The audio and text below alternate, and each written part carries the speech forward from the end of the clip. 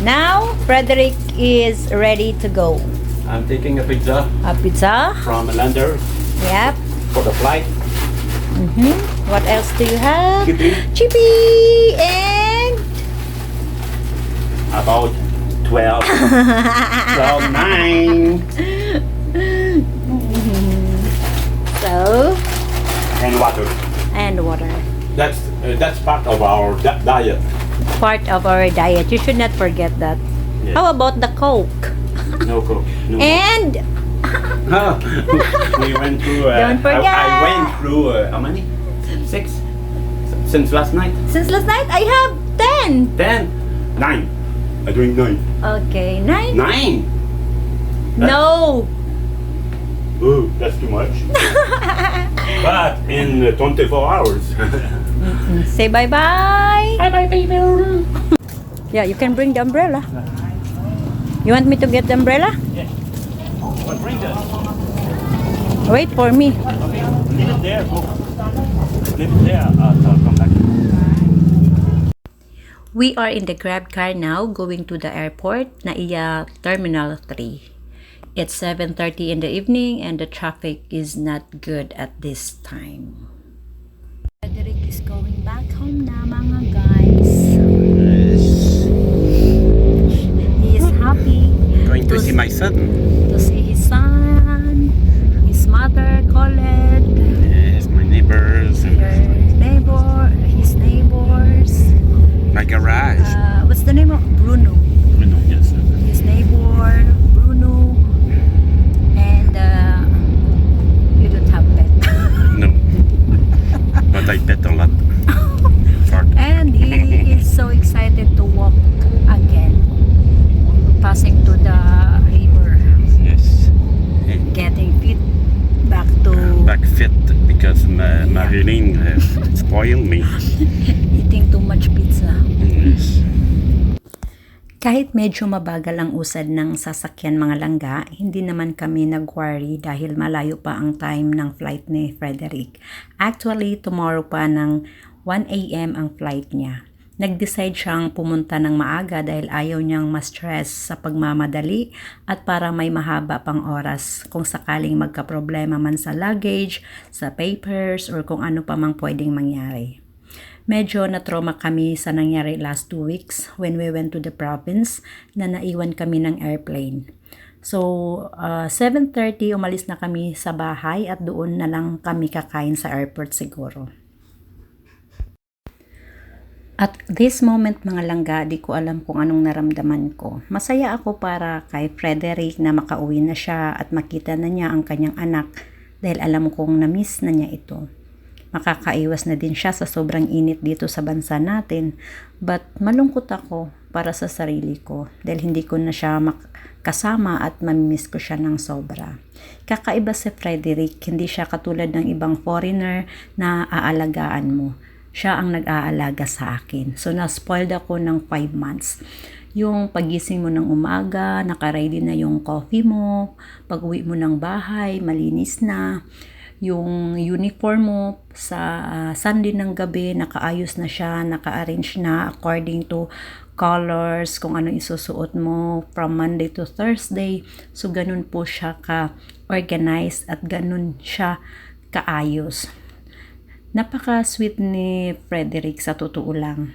Medyo may time nga lang na grumpy siya, but most of the time, napaka-caring po niya.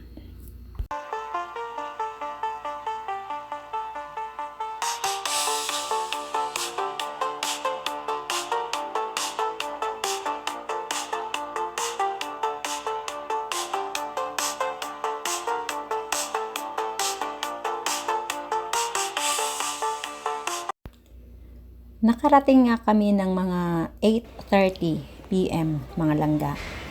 Halos 1 oras din kaming naipit sa traffic. Pagdating namin, dumiretso na kaagad si Frederick sa check-in counter. Pero hindi pa sila nag-operate, so we decided to eat na lang muna sa Kenny Rogers.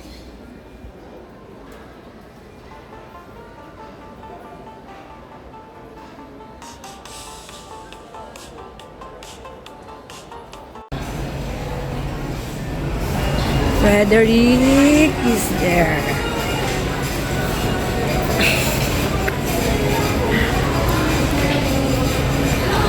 Be good. I took the burger. I took this here, the burger. And you took, it's not there.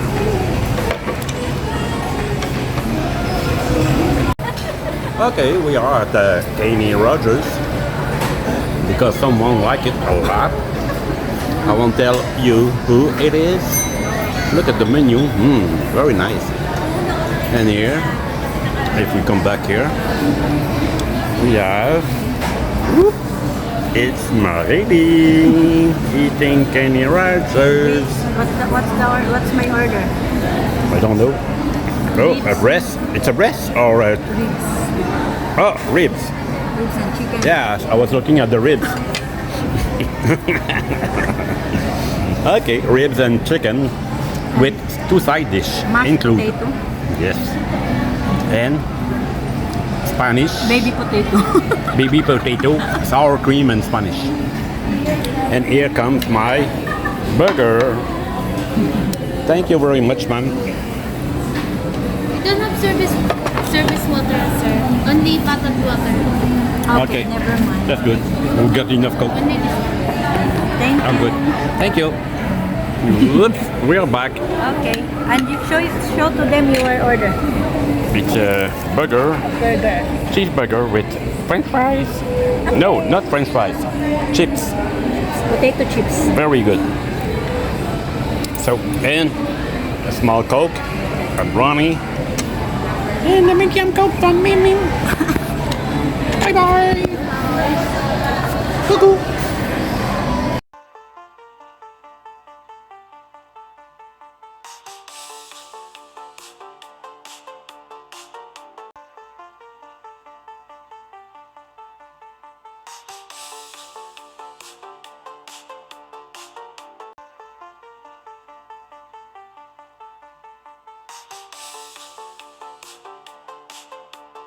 Pagbalik namin doon sa check-in area, may pila na mga langga. Buti na lang bumalik kami kaagad. So, may mga personnel na pero hindi pa nag-ooperate. Naghihintay pa sila siguro ng go signal. Dahil bawal na akong pumasok, nandito lang ako sa non-passenger area nakaupo. Nasa likod ko lang si Frederick. Nakikita niya yung ulo ko. Nakikita ko rin siya doon sa pila. So, hindi ako lumalayo kasi pag hindi niya ako nakikita, lumalabas siya at hinahanap ako. Ayun siya, oh. Ayan, pakaway-kaway. Minsan, tinatawag niya ako. Nakakahiya. Medyo matagal yung paghihintay ni Frederick dyan. Siguro more than hour yung paghihintay.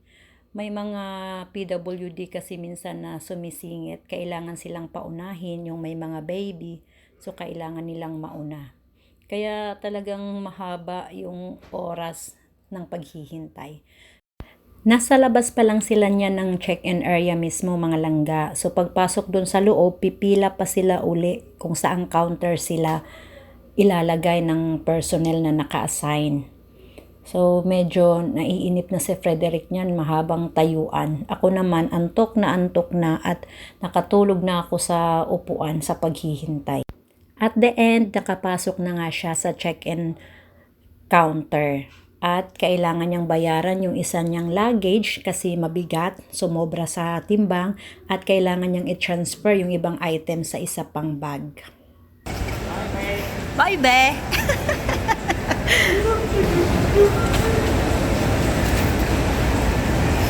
Abay na, be!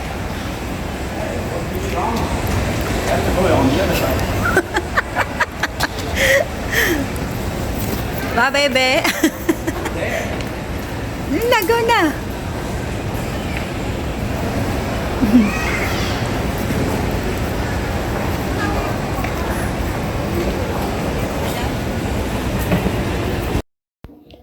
I try to be strong and try not to cry at that moment, mga langga. But I felt very heavy as I was leaving the airport. I will miss him so much. And it's hard to go home without him with me. Sobrang sakit. Sobrang mamimiss ko siya. Nagpabook ako ng Grab dahil lowbat na yung phone ko. Buti na lang meron silang Grab both dito. So, mabilis lang book. So, naghihintay na lang ako niyan ng sasakyan. Medyo matagal din siya kasi maraming pasahero.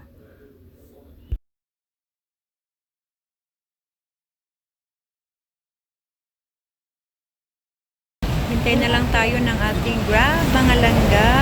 Ito yung ating Grab. At uuwi na tayo. So, nakaalis na po si Frederick. Yun lang. So, thank you very much po for watching. See you on my next vlog, mga langga. Bye-bye!